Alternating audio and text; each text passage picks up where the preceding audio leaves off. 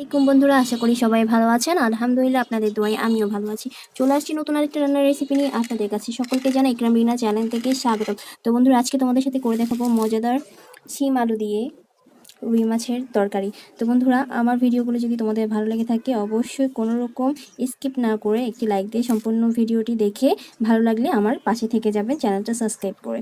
তো বন্ধুরা, চলে যাই রেসিপিতে। 5-6 পিসের মতো মাছ ধুয়ে নিয়েছি সুন্দরভাবে পরিষ্কার করে। এখন আমি মাছগুলোতে হলুদ আর লবণ মেখে মাছটা একটু ভাজা করে নেব, হালকা ভাজা করে নেব, খুব কড়া ভাজবো না, তাহলে রান্নাগুলো একটু শক্ত শক্ত হয়ে থাকবে। তো বন্ধুরা, আমি এতে দিয়ে দিলাম লবণ। এখন দিয়ে দিব সামান্য অনুযায়ী হলুদের গুঁড়া। হলুদের গুঁড়া দেওয়ার পর আমি খুব সুন্দর করে মাছগুলো মেখে নিব বন্ধুরা।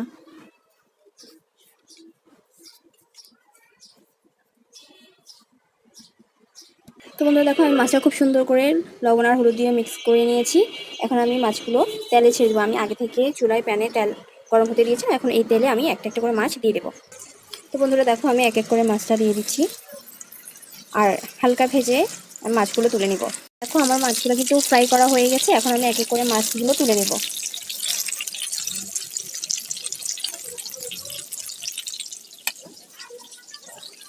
তো বন্ধুরা, দেখো আমার সবগুলো মাছ কিন্তু ফ্রাই করা হয়ে গেছে। এখন আমি চলে যাব রান্নার মূল অধ্যায়ে। তো বন্ধুরা, দেখো আমি চুলায় একটা হাঁড়ি বসিয়ে দিয়েছি। এতে দিয়ে দিচ্ছি কিছু পরিমাণে তেল। এখন ফোড়নের জন্য আমি দিয়ে দিচ্ছি কিছু জিরে, দিয়ে দিচ্ছি পেঁয়াজ, রসুন কুচি, কাঁচামরিচ ফালি। খুব ভালো করে নেড়েচেড়ে একটু লাল করে নিচ্ছি আমি পেঁয়াজ রসুনগুলো। তো বন্ধুরা, পেঁয়াজ রসুন একটু লাল হয়ে আসছে। এখন আমি এতে সবজিগুলো ঢেলে দিচ্ছি। আমি সবজিটা আগে থেকে ধুয়ে রেখেছিলাম। একটু ভালো করে নেড়েচেড়ে একটু ভেজে নেব। এরপর আমি বাকি মশলাগুলো এতে অ্যাড করব।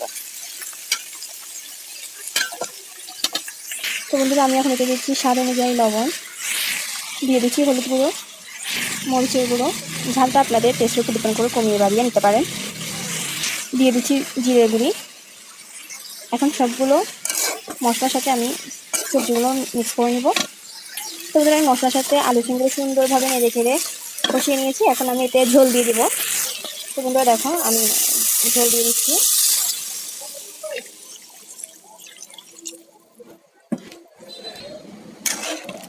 তো বন্ধুরা, আমি আরেকটু নেড়ে ছেড়ে ঢাকনা দিয়ে ঢেকে দেবো। যখন বলক চলে আসবে এরপর আমি এতে মাছগুলো আস্তে আস্তে বসিয়ে দেবো।